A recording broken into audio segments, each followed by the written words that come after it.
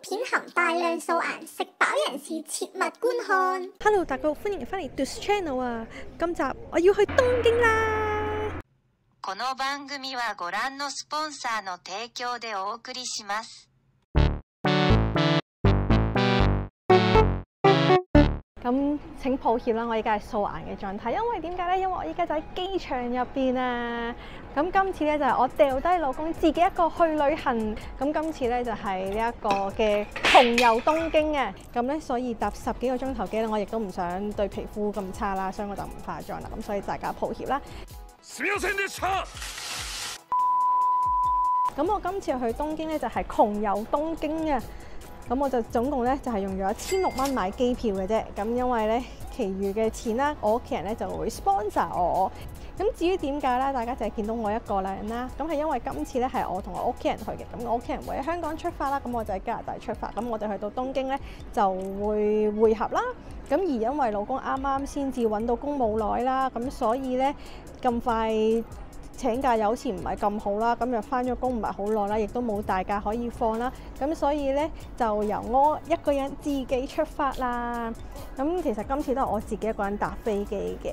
咁平時去旅行啊，都係同老公啊，或者同屋企人啊，或者甚至乎以前係同學校嘅同學仔一齊去嗰啲遊學團啊，或者出國比賽嗰啲啦。咁今次真係叫做我自己一個人搭飛機出境啦。咁我希望一切會順利啦。咁依家就仲有1個鐘頭先至可以登機啦。咁我都坐喺度戇夸夸咁，唔知做咩好啦。因為冇老公喺度咧，就冇人同我傾偈啦。咁我亦都唔知有咩好做喺機場入邊，因為咁早雖然係有鋪頭開咗門啦，咁但係我要買嘅嘢都買晒啦，即係手信我意思。咁然後早餐又食咗咯喎，咁所以我都唔知而家做咩好。首先啦，我會坐大概3個幾鐘頭機啦，去到美國德州嘅一個機場啦。咁然之後跟住再轉機去到東京嘅羽田機場嘅，去到再話俾大家知啦。各位，咁我依家咧上咗飛機啦。咁其實咧，頭先都已經話將會起飛啦。咁啲機組人員咧都已經出嚟喺度做呢一個安全示範噶啦。咁但係咧，無啦啦有個乘客咧，佢係走出嚟話佢要落機。咁然後跟住咧就擾亂咗好耐啦。依家仲喺度傾緊啦，甚至連機師啊都走埋咗出嚟同嗰個乘客喺度傾啦。咁我唔知佢哋個結論係點樣，因為而家佢哋仲喺度周旋緊啦。咁但係問題係，喂，你而家係搭飛機，你唔係搭巴士，你唔係搭 Uber， 你唔係話落機就落機噶嘛？仲要係佢機組人員都開始做安全示範嘅時候，你先至話落機。咁你一開頭就唔好上機嘛。咁依家就等緊佢哋商議。咁如果佢有寄艙行李嘅，又要就拎埋佢寄艙行李落嚟啦。咁又要嘥咗唔知幾多時間啦。咁所以依家都仲未開機，因為 suppose 咧應該要起飛㗎啦。咁但係幸好嘅係我陣間去到美國機場嘅時候咧，我係有2個幾鐘頭嘅轉機時間嘅。咁所以 even 佢依家呢度 delay 咗唔知幾耐啦，我應該都可以趕得切 reach 到下一班機係啦。咁就係咁。但係咧，除咗依家呢一個乘客要落機啦，咁然後跟住再另一個 concern 咧，就係坐喺我後邊嘅係一個小朋友，然後個小朋友隔離咧仲有一個豆丁，咁即係有2個小朋友。然之後咧，跟住我就驚會好嘈啦，跟住佢係咁踢我張凳啦，我唔知點算啦。總之幸好嘅呢一班機都係搭3個幾鐘頭仔，我應該係捱得過去嘅。I apologize for the chaos. It was theoretically resolved prior to boarding, but clearly it was not. We seem to have an immigration and a party separated brother and sister. So now we have to deplane an individual, and then we have to take the bags off the airplane, and then we will be on our way. It's not like we didn't try to avoid this an hour ago, but here we are. So my apologies. I know it's frustrating to you. It's completely unacceptable to me, and we'll get going just as quick as we can. 唔知大家頭先聽唔聽到機長嘅廣播？總之就因為個乘客而家要 delay，咁唔知要 delay 幾耐啦，亦都唔知會唔會有咩賠償之類嘅嘢啦。總之依家就係得個等字咯，就係咁啦。咁有啲咩最新消息咧，真係可以就再話俾大家聽啦。咁總之依家就係第一程機已經唔係好順利嘅時候，我唔知道我今次呢一程 trip 會點樣樣。我本身係希望可以一路順風，但係而家尤其是係自己一個人飛嘅時候，好不安，就係咁樣。希望之後會順利啦。A few moments later， 而家過咗20幾分鐘之後咧，終於機喐啦。咁呢個世界最尾有冇落機我都唔知。總之機組人員咧就係重新去再做呢一個安全演示啦。咁然之後跟住架機咧都開始揸走呢一個停機坪啦。咁真係終於起飛啦！咁當我哋去到美國再見。各位，我依家嚟到呢一個美國嘅達拉斯唔知乜嘢機場啦，咁嚟轉機啦。咁我咧就喺多倫多機場嘅時候，我已經問過我使唔需要拎行李再去寄行李啦。跟住佢話唔使，個行李會直接幫我送去我下一程機，跟住直接去到東京嗰度嘅。咁所以咧，我依家咧就係兩手揈揈啦，咁就喺個機場入邊度等轉機。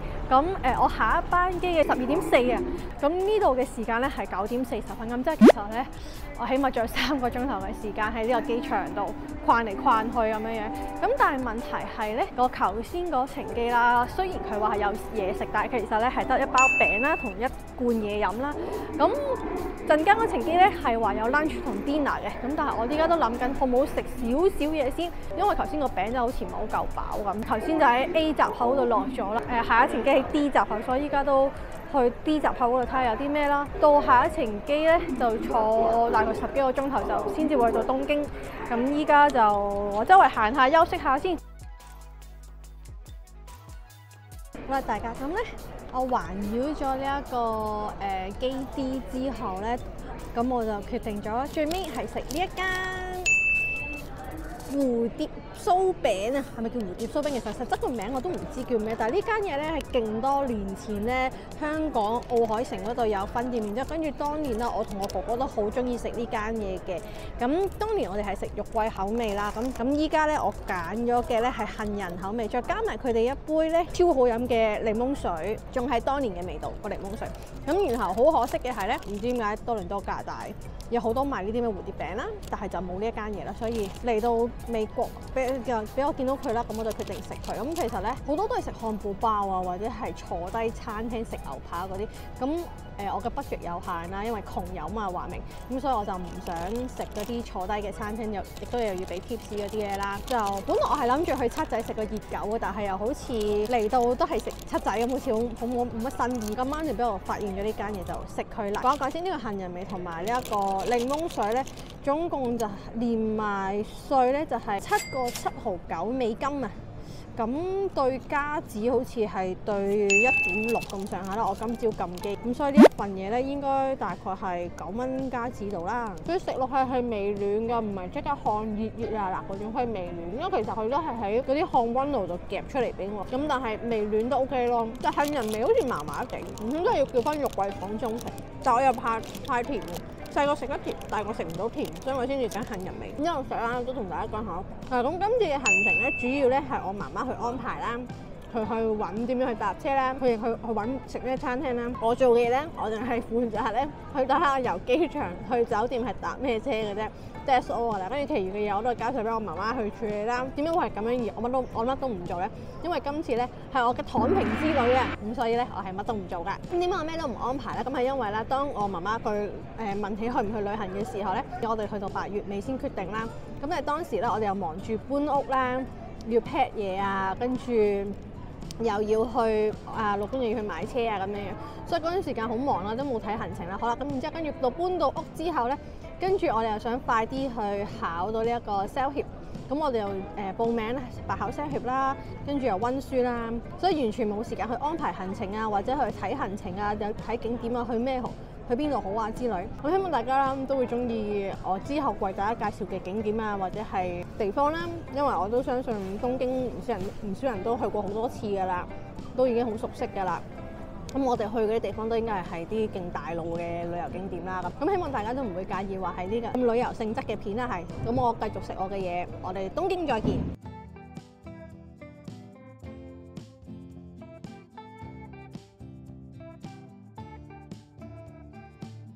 The next day， 大家經過10幾個鐘頭飛機之後啦，我終於都到咗呢一個羽田機場啦。咁係頭先去到羽田機場嘅時候啦，就係等過關啊，都已經等咗成差唔多40幾分鐘啦，先至可以過到關啦。行李就好快拎到嘅，因為我幾乎我一出到去呢，我個行李就轉到過嚟我面前啦，咁所以呢，行李又唔係等咗好耐，等得最耐係真係過關嘅，即係差唔多等咗40分鐘。依家嘅時間其實已經係日本嘅5點半啦，咁我 suppose 我係4點幾落機定唔知3點幾落機咁上下，總之依家就排緊隊去買地鐵飛，咁就去池袋站放低咗行李先，然之後跟住呢，就即刻要去第一個景點就係去浸溫泉同食晚飯。咁因為咧都即刻去浸溫泉，要卸妝又要洗面又要沖涼啦，咁所以我都唔化妝啦，咁搽咗個防曬就算啦。因為羽田機場呢，我都係第一次嚟嘅，所以我都唔知應該點搭車。咁我上網查就係搭呢一個單軌電車，再轉 JR 山手線啦。咁我諗應該係最快，我唔知係疫情之後定係點樣樣啦。感覺上羽田機場咧勁多人，即係我哋上次去加拿大喺成田機場轉機嗰陣時咧係冇咁多人㗎，但係呢度羽田機場係勁多人咯。但係總之依家排緊隊，咁陣間再見。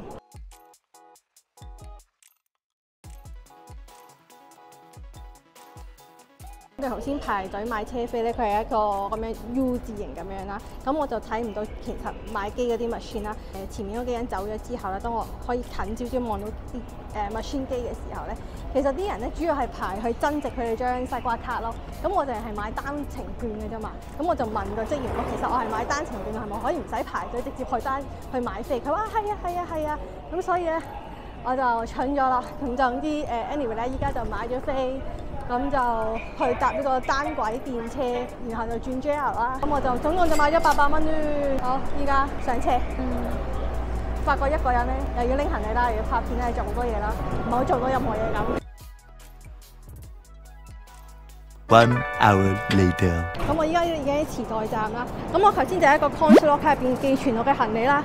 咁但係問題係咧，我頭先買地鐵飛嘅時候已經用咗我唯一嘅1000 yen， 我得翻1萬 yen。然後咧 consulate 卡咧係唔收1萬 yen， 搞到我被逼咧要拎住個篋啦，去行樓梯上咗去我要轉嘅嗰條地鐵線去買咗張車飛，唱咗個1萬 yen。我跟住再拎翻個行李落翻樓梯，寄存我嘅行李，有啲戇居成件事咁，但係冇辦法。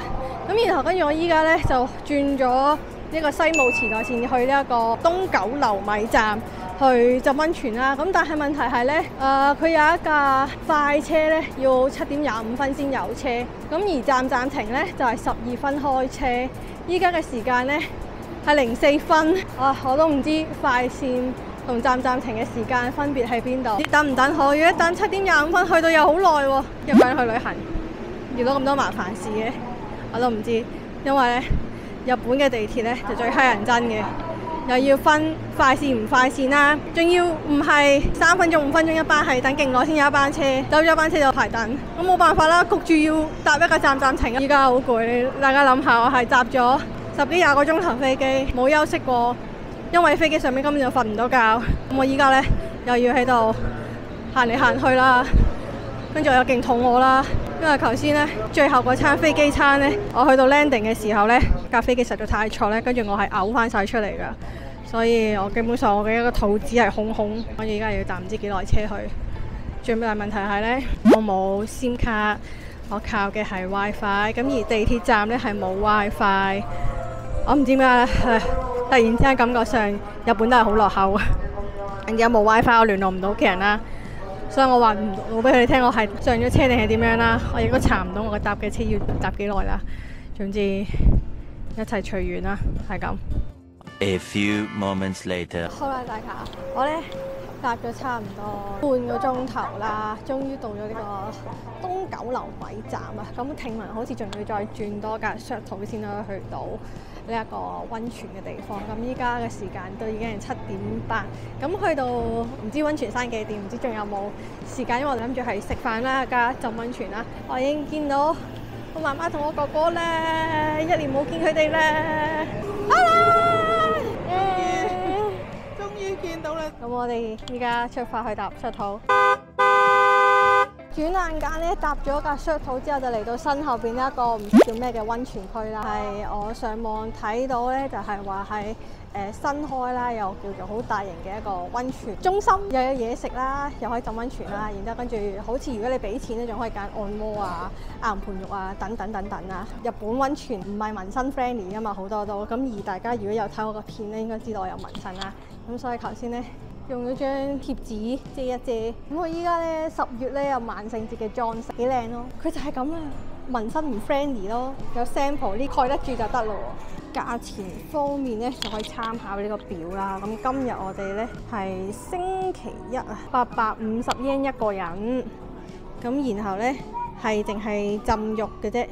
如果你係要做埋岩盤浴咧，就額外再俾多850蚊。喺部機度自己買咗啲飛先啦。咁嚟純浸溫泉咧就850 yen 啦，但係如果你想連埋岩盤浴嘅話咧，就其實1700 yen就已經有晒岩盤浴啦，有埋浴衣啦同埋浴巾，咁就唔需要俾2次850 yen 啊。咁另外啦，如果你唔記得帶毛巾嚟嘅話咧，但係你又淨係想浸溫泉咧，咁你都可以俾300 yen就咁租毛巾。咁入到嚟咧，有呢啲咁樣嘅有和食嘅嘢啦，有洋食啦，仲有啲拉麵啦，咁然之後跟住就排隊俾錢啦。咁然後跟住咧，頭先咧就揀咗浴衣啦、毛巾啊，仲俾咗張紋身貼紙去遮紋身。佢哋隔離都仲有啲甜品嘅，雪糕啦、pancake 啦嗰啲嘢食咯，變咗一啲披薩。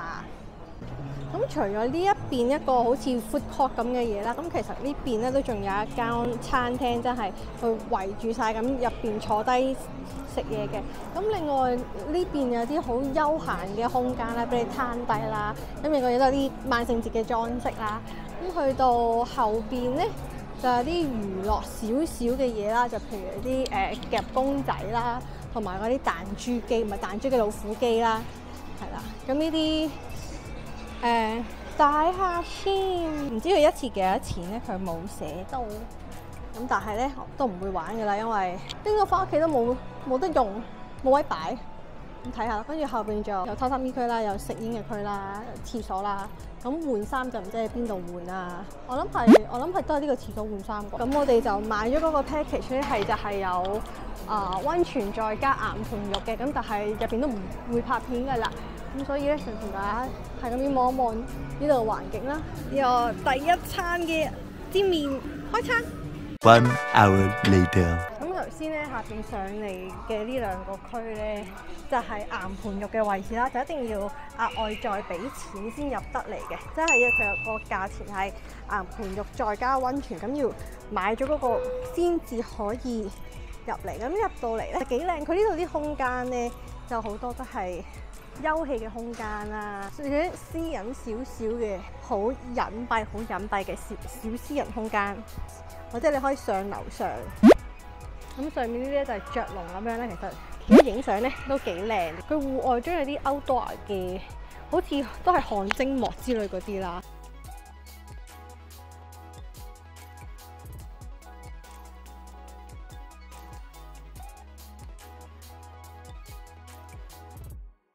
咁離遠睇咧就係咁樣樣啦，其實都係一嚿好靚嘅休閒嘅地方。咁跟住啦，呢一邊咧就有個雪房啦，咁入邊咧佢就有啲真冰喺入邊嘅，咁俾你岩盤浴完咗之後咧去降溫。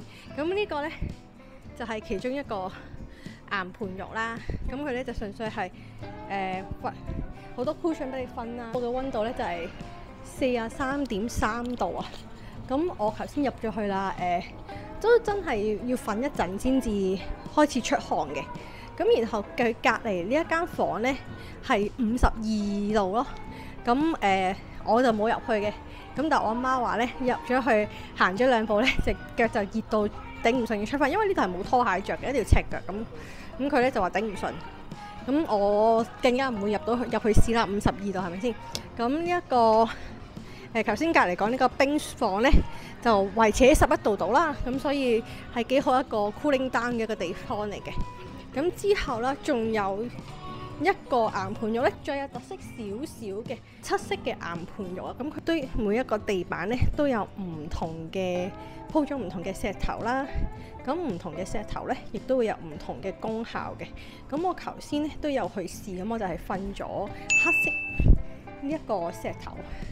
咁佢話可以舒緩腰骨痛啊、新陳代謝啊、慢性疲勞啊咁樣樣啦。咁呢一個七色嘅岩盤浴咧，47.4度啊，即係再高溫啲㗎。咁咧其實呢一個我係入去嘅時候，我行咗2步都頂唔順，跟住我係踩住個袋，一路踩住個袋一路入去咁樣樣咯。如果唔係我都入唔到去。咁上面岩盤浴呢個地方咧，就要額外加多啲錢先嚟到嘅。如果你正常齋浸温泉咧就係850 yen 啦，咁如果你想連埋呢個岩盤浴啦，再加埋浴衣，因為岩盤一定要着浴衣嘅，咁如果你想要嘅話就係1700 yen 咯。